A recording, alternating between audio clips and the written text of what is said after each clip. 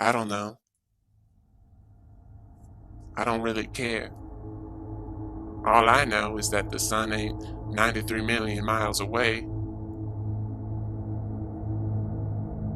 All I know is that somebody's lying to us. And that's why I'm calling BS on the sun being 93 million miles away. Ladies and gentlemen, we've been deceived. Man, I was just sitting in my classroom and my teacher was telling us how the equator works. And she says it's a line that goes straight across the earth, right? So then I had a question for my teacher, and I said, why are places near the equator hotter? Why are they hotter, Mrs. Teacher? And she answers, on the Earth, the equator receives more sunshine than do the poles.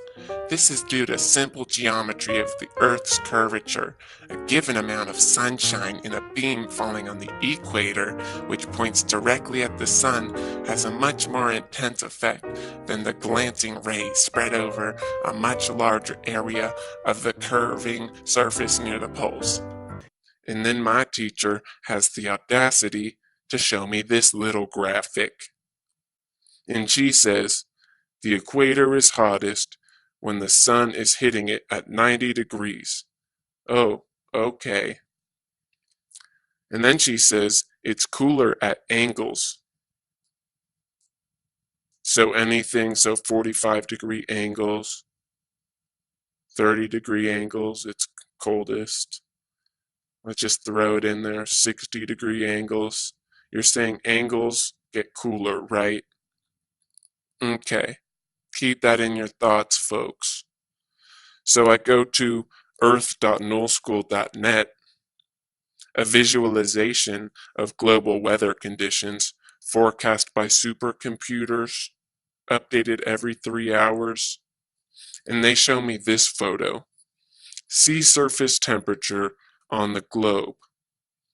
Now that looks very similar to what my teacher showed me, right? The sun is hitting the equator at 90 degrees. That's why it's hot, right?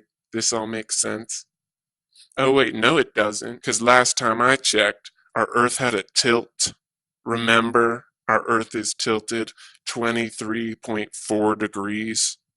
Is everyone just forgetting about that? So let's see what they got wrong. They're saying the equator is like this. The sun is hitting the Earth at 90 degrees. That's what they're saying. But wait, we're going to take the tilt into account because we're not idiots. And we're going to make this little diagram. So now the equator is exactly where it should be, at 66.6 degrees. We subtract 23.4 from 90, and then we get 66.6. So I'm looking at this graphic that I had to make myself because people are forgetting that the Earth is tilting for some reason. And I wonder to myself, if my teacher is saying it gets cooler at angles, and I assume you believe that 66.6 is an angle, right? I'm thinking, shouldn't it be 90? Shouldn't our equator be like this, Mrs. Teacher? I mean, according to your logic, our equator is in the wrong place. So why the fuck is it at 66.6 if that's a cooling area?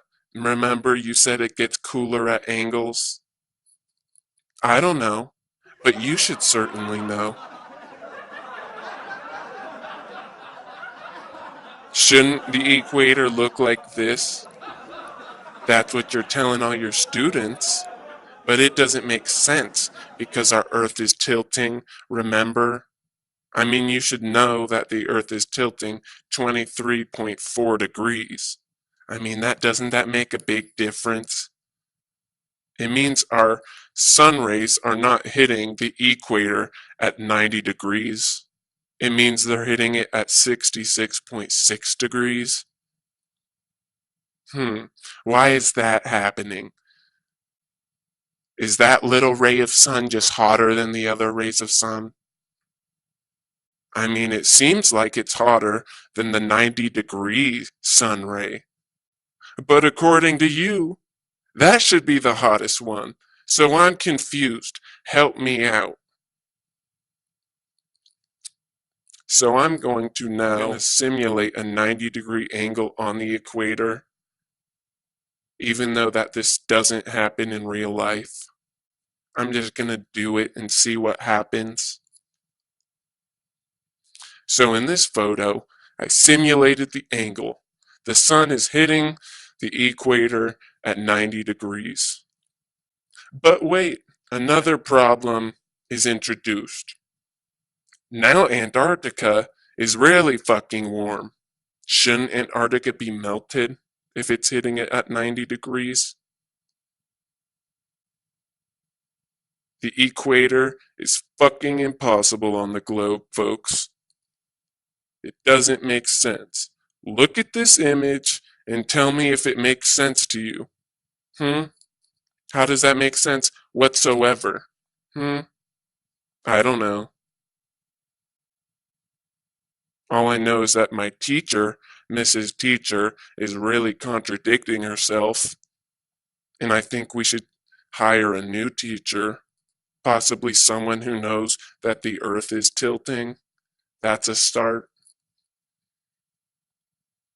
I mean, shouldn't our equator look like this, Mrs. Teacher? Because the red line is 66.6 degrees, and the purple line is when it hits 90 degrees. And you say it hits it at 90 degrees. I mean, that's the only way your model makes sense. So I think, maybe there's something wrong with the whole globe model. Maybe.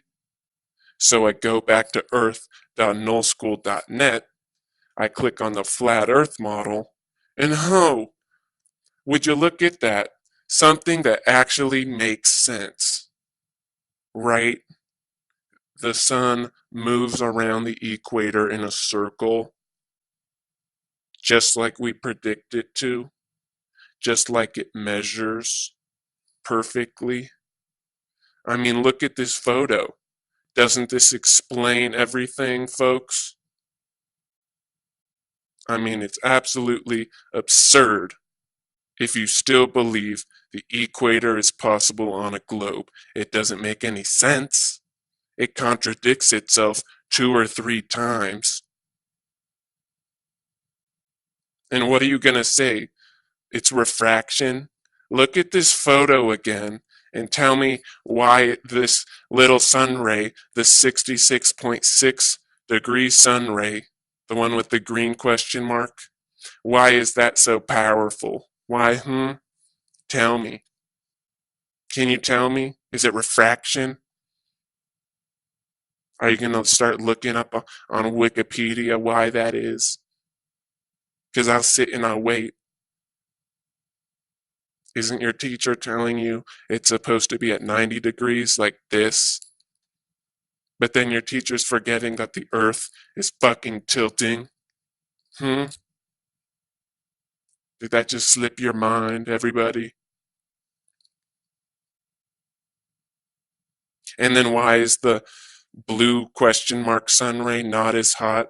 I don't know. Wouldn't it be the exact same? Shouldn't we have 2 equators or some shit on the globe? Absolutely fucking bullshit. I mean, look at this video again, right? This is how it measures. Remember? Remember what nullschool.net is? A visualization of global weather conditions, updated every 3 hours.